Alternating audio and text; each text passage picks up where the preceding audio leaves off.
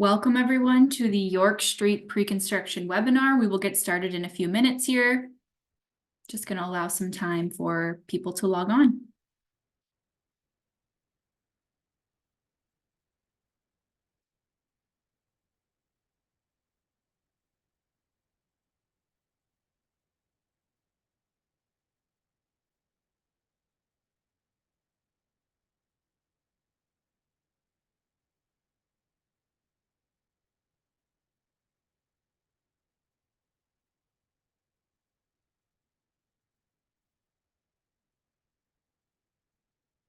All right, so it is noon and we will get started. Thanks for everyone for joining us today on the pre-construction meeting. My name is Megan Fontaine. I'm a member of the communications department and I will be helping moderate today's session.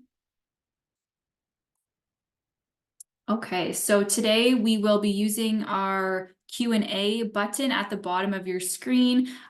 Please use this to ask questions throughout the presentation, and we will have an actual question and answer period after we get through our presentation today. So we will get to all of your questions. And just a reminder that this meeting is being recorded and will be available on our Get Involved website afterwards. Today we'll be going through a construction overview, so the project limits and the construction stages for 2024 and a brief overview of 2025. We'll give you the scoop on some anticipated restrictions, as well as supports and communications that we have in place to support you through this construction project. We have a few project team members on the call today. We have Jenny Dan, our Director of Construction and Infrastructure at the city, James Ramsey, our project manager from the city, James Scott, our business relations manager, myself, as well as some members of our construction team. So Randy Pickle, Jeff Kelso, and Brent. With that, I will hand it over to Jenny Dan to give you an overview of the project we're undertaking. Thanks, Megan. So the city's been separating combined sewers in our downtown since 2018, and there's a summary of the construction phases included on this slide. But to give you an idea of what this project is all about, this project is replacing underground sewers that are made of brick and mortar and are more than a century old. Working on underground sewer separation in our downtown is some of the most complex work in our city. It's like tackling the ultimate puzzle, requiring a ton of coordination and support as crews wade through a maze of pipes and underground infrastructure, all dating back to the 1850s. We have to be ready for unexpected finds underground and other factors that may require us to adapt quickly and ensure the project continues to progress as efficiently as possible. This work is really important, and there's many benefits of separated sewers, including reduced sewer overflows of untreated wastewater into the Thames River. It also helps reduce bypasses of partially treated flows at the wastewater treatment plant. It reduces the amount of stormwater entering our sanitary system and creates more sewage capacity for new building developments in our downtown. In addition to helping improve the health of the Thames River, this work is necessary to support a growing population by increasing our sewer capacity for intensification. The project also includes utility upgrades, and so that's another key project component, ensuring that there's continued operation and reliability of our hydro, energy, and communication systems. You'll notice our tagline, Connecting Our Future, because that's really what it's all about. It's getting our sewer system ready for the growth of our city and our downtown core. So with that, I'm going to pass the presentation over to James Ramsey. Thanks, Jenny. Good afternoon, everyone. My name is James Ramsey, and I'll be managing this project on behalf of the city through the construction phase. You will see me around the construction site quite often. We just want to let you know we're here to support you with any construction-related questions and concerns, including accessibility and accommodation requests. And so please feel free to reach out to our team, and we will hopefully work with you to minimize the inconvenience as best we can. Our construction limits and timeline. Our two-year project includes reconstruction of York Street between Clarence and Colborne Street, and on Wellington Street between King and Horton. Our focus for the 2024 works will be on the York Street between Clarence and Wellington Street. And for 2025, work will continue east along York Street between Wellington Street to Colborne, including the work on Wellington between King and Horton. We do anticipate some carryover work in the spring of 2026, primarily to focus on to address deficiencies and to place our top lift of asphalt. There's also some opportunity to continue this work through the winter, but of course that's weather permitted. So for 2024 works, in an effort to maintain traffic movement on York Street for as long as possible in 2024, we have staged this work to defer the full closure until later this year. Right now, you'll see some activity on site as our contractor is beginning to install the temporary traffic signals at Clarence and York intersection to assist with this staging. Beginning mid-May, traffic will be diverted to the south side of York Street while maintaining 2 lanes. So 1 lane in each direction, eastbound and westbound. At that time, and for the remainder of 2024, access to and from Clarence Street will be closed. In advance of this arrangement, expected here in the next few weeks, the city will issue a PSA to provide that updated notification.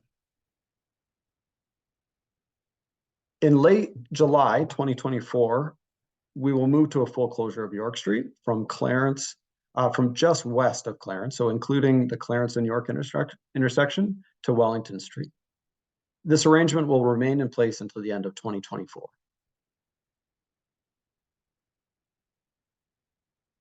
2025 work will continue along York Street, Wellington to Colborne Street, including the work on Wellington between King and Horton.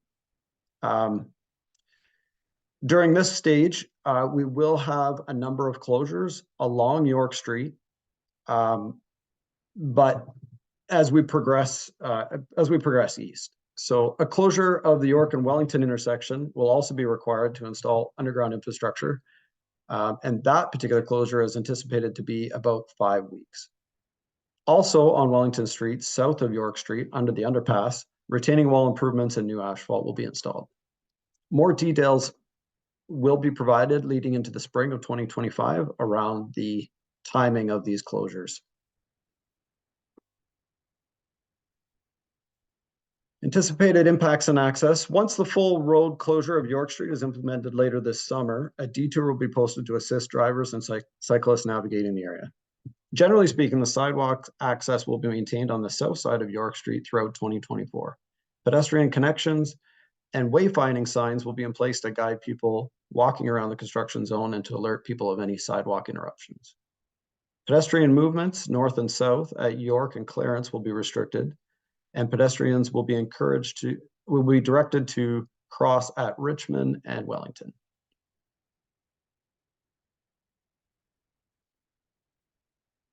Anticipated impacts and access. So access to VIA will be limited to the west once the full closure is in place. Again, that is late July. Access to City Plaza for all of 2024, starting in about 2 weeks' time, will only be from Clarence Street. So please note, we have the current left turn lane restriction during peak hours at Dundas and Clarence will also be removed to assist with these traffic movements. During the full closure of York Street, access to the parking garage entrance on the south side of York will be maintained. Third-party bus stop, the one in front of City Plaza.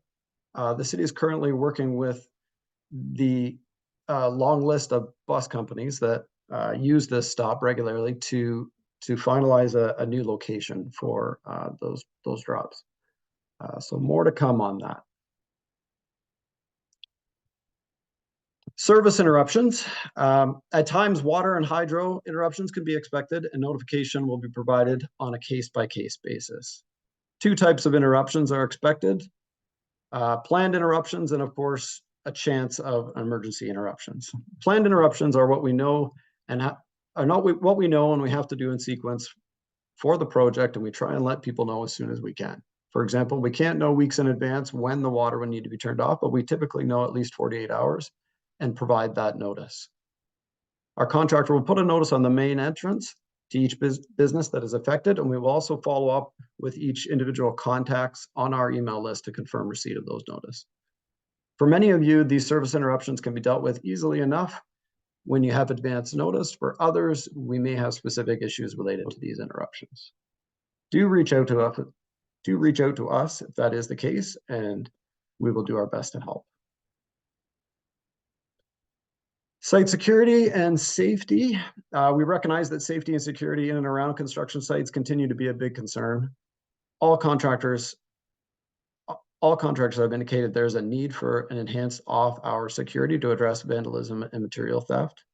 So ongoing monitoring of the site, it will be in place to minimize or to help with minimize damage to nearby properties. I'll now hand it over to Megan.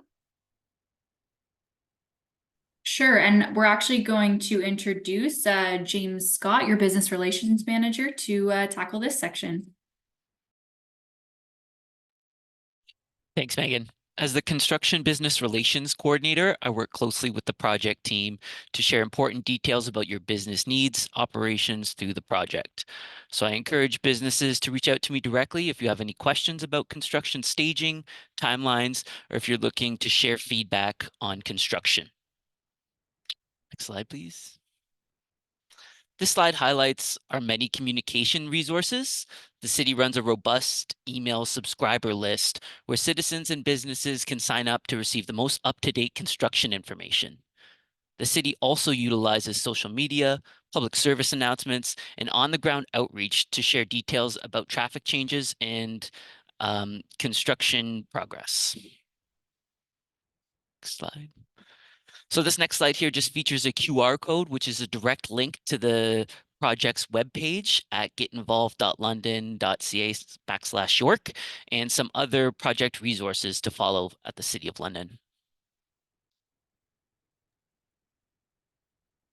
Thanks, James.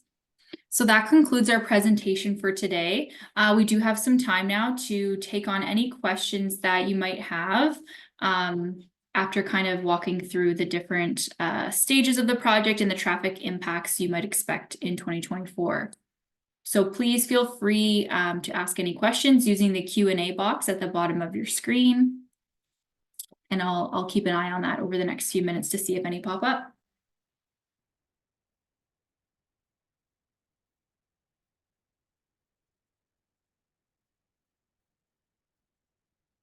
Okay, we have one here to start. It says, we currently use Clarence Street when leaving our business at the Covent Garden Market to get to York Street. There is signage that doesn't allow a right turn from King Street onto Richmond. Will this turn be permitted once Clarence Street is closed?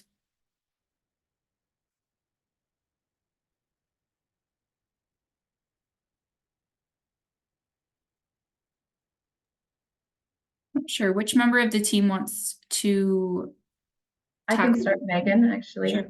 I think we've been working with our partners in the traffic division to look at some adjustments. We're monitoring how traffic's going to react to the closures.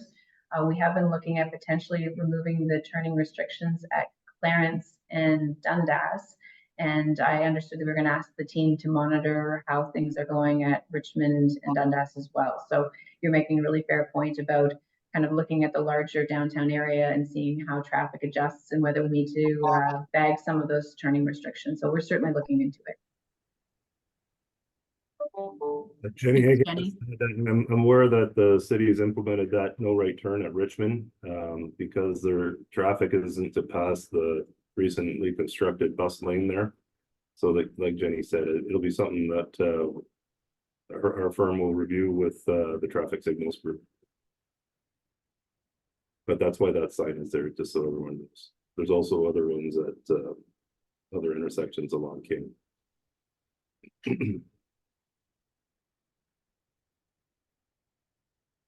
Okay, thank you both. And yeah, I'll just keep monitoring the question and answer box for a little while. Please feel free. Okay, one more here. When do you expect to have the paving of east side of Wellington Street completed?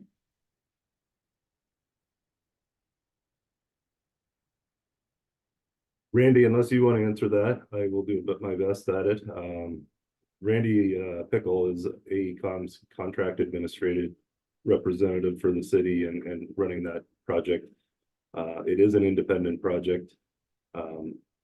Brex Construction is that contractor, and it's my understanding that the east side of Wellington will be paved between York and Queens within the next couple of weeks. There's binder asphalt to be placed from Queens to King, and there's another lift of binder asphalt to be placed from York to King. So yeah, the traffic configuration downtown is going to change soon when that paving work has been completed. The asphalt plants have recently reopened, and the contractor on that project, it's a downtown loop phase 3 contract, has got that scheduled, for my understanding, within the next 2-week time period. So you will see traffic modifications that exist at the York and Wellington intersection now are going to be basically gone, such that the traffic will continue northbound on the east side of Wellington. Thanks, Jeff. Okay,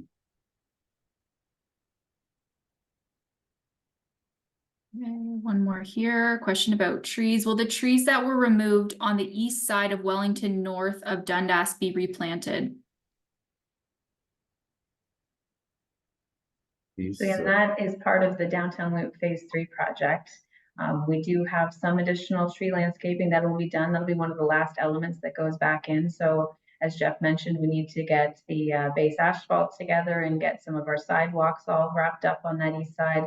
And then there is a planting plan for some, recognizing that in the downtown, it is hard to find space for urban trees. We have a couple locations where we've used underground silva cells to be able to house new trees and hopefully give them the greatest chance for survival. So you will see some additional trees, not necessarily though at a 1-to-1 replacement ratio.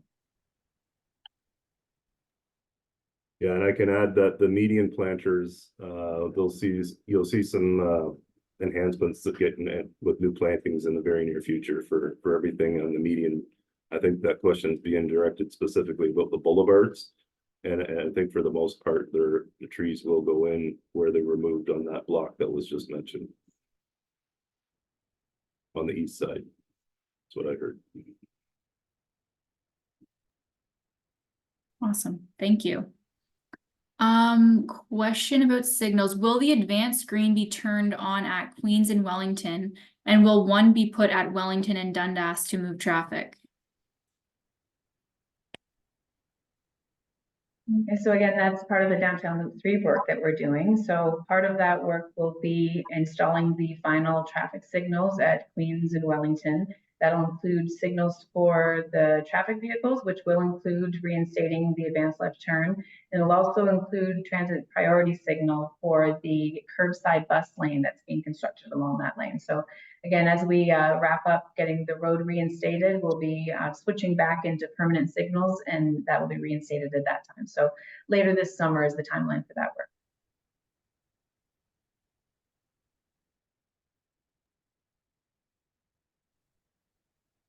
Okay. Thank you, thank you. Yeah, any other further questions, please feel free to send them through.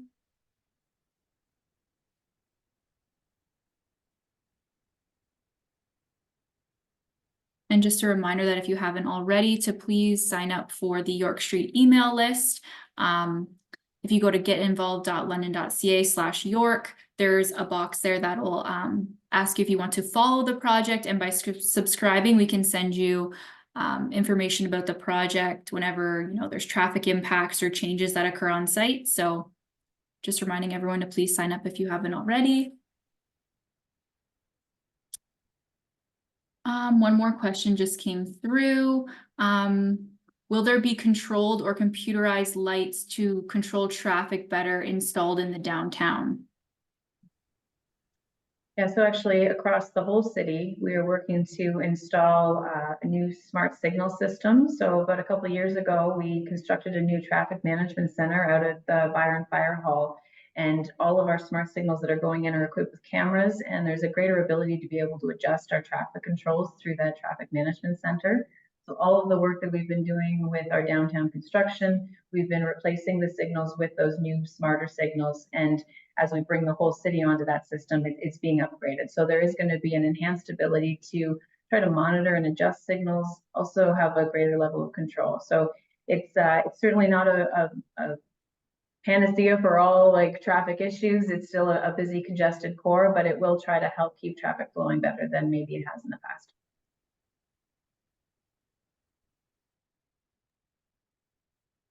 Awesome. Thank you for explaining that.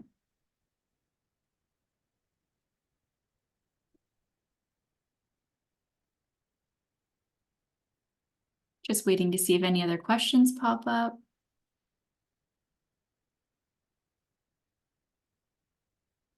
Okay, one question regarding unhoused individuals in the area.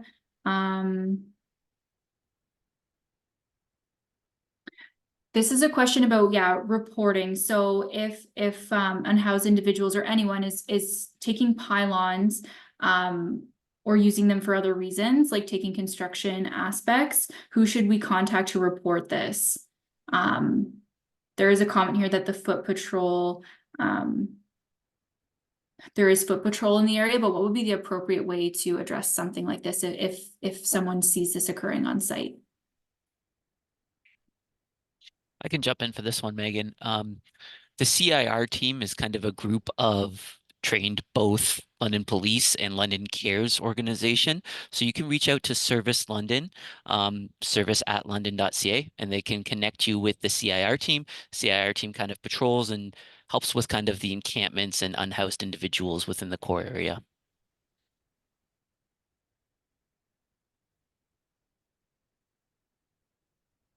Thank you, James. I'd also encourage everyone to contact the on-site people with white hats, white hard hats. If you see something like that and you're wondering what to do about it, I think it'd be good and appropriate to contact some of our on-site representatives, and then we can work with the city and whoever else needs to become involved. That's how we've handled it in the past several years too. So kind of a general description, but the white hard hats are the guys who are more or less the supervisors on site, is why I mentioned that. So. Okay, helpful. Thank you.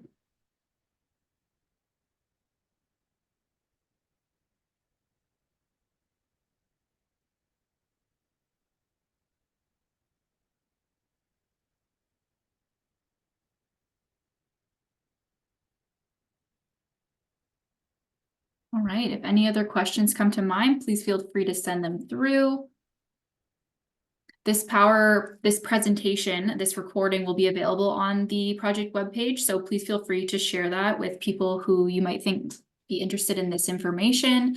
You can always contact your project manager, James Ramsey or James Scott, with any of your business concerns or needs at any point during the project.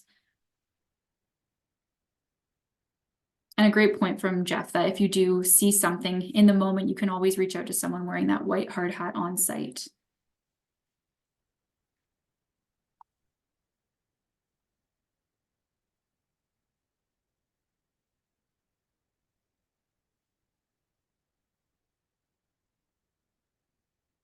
Awesome.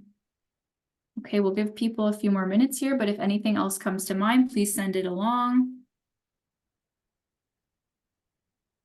We are always open to feedback, so if along the way you have any ideas to improve communication, always feel free to share that with us because we're looking to improve, as always. Oh, question here about the rapid transit work. Where is the best place to go and ask questions about other projects like the red painted dedicated bus lanes? Yeah, no, thanks for asking about that. We're making a lot of progress on the rapid transit program, and there's a couple of ways you can find information about it. There's the 3 main projects that each have a Get Involved site. So you can check out the Downtown Loop, the Wellington Gateway, or the East London Link Get Involved sites. But we also do have a link that's at the city's website, and I'll see if Megan can put it up in the chat or in the Q&A for learning about the bus lanes and what they mean, what the pavement markings mean. And then also we have a site that is sharing information about the bus shelters that are going to be coming as part of the rapid transit system. Just last week, we had the first prototype shelter installed at the intersection of King and Wellington, or King and Ontario. So that was pretty exciting. But we certainly know that there's some getting used to the new traffic signals and pavement markings. And as we start to roll it out, we'll be continuing to offer some education and promoting of what that means for folks. So thanks for asking the question. Yeah, we just put the links. It's london.ca/bus lanes and london.ca/rapid transit. You'll find a bunch of resources there. Hey, Jenny, I think I'll just add in there. So if people aren't aware, some of the red pavement markings that will be done as part of the downtown loop projects, people can expect to see that work being done in the near future, as well as that surface asphalt is done and is part of the downtown loop phase 3 project. So you will see red paint in the transit lanes on Wellington, Queens, Rideout, and King. And all of that will be coming sometime during this season. There is a scope of work to do surface asphalt on Wellington between York and King. As James had said earlier, that's not scheduled to occur until 2026, but that would be part of the final loop and the red pavement markings that'll be implemented for the downtown loop component of the project. What you see out there on King right now, that was done as part of the Eastlink Phase 1 project. So there's the counterflow on the westbound lane, and then there's the eastbound lane on the south side of King. But I just thought I'd add in that you'll see the city and anyone in it will see the red pavement markings coming soon, in addition to some other pavement markings.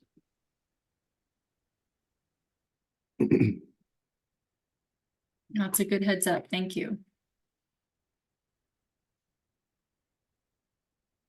Okay.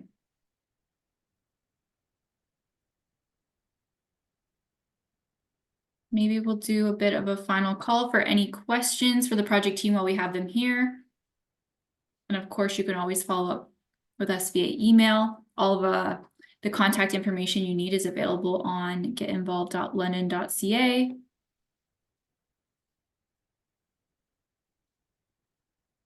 And as we mentioned earlier in the presentation, any upcoming traffic impacts, we will send a public service announcement to the media and to you as well via that email list.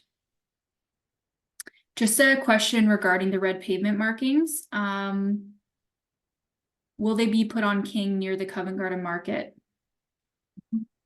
Yeah, so as Jeff was mentioning, later this year, you're going to see the application of the red paint similar to what you see on King Street east of Wellington. That is going to be applied to the full downtown loop. And so the red paint will always be in the curbside lane on the loop. So in terms of in front of the market, the red paint will be on the lane in front of Jill's Table and in front of downtown London. So you'll see it on that side of the road. Whereas on Queens, it'll be on the north side. So right along the front, in front of Canada Life building. So that outside curved lane of the whole downtown loop will be painted red going forward. You'll see that at the end of the year.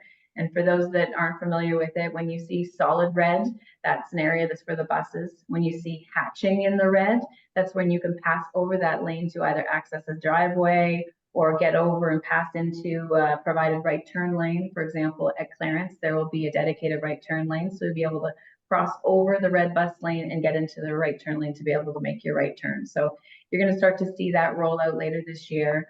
Another thing that you're going to see is, as I said, we've got the prototype shelter that was installed last week. We're doing some final finishing touches, and then we'll be making an order for the remainder of the shelters to go in along the downtown loop. So by the end of this year, the downtown loop and that core, you're going to really feel what rapid transit is going to look like going forward. A lot of work coming ahead, and it's going to be exciting.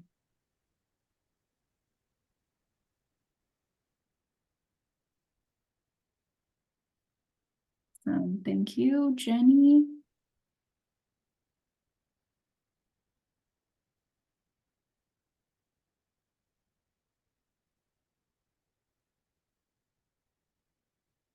Any other questions?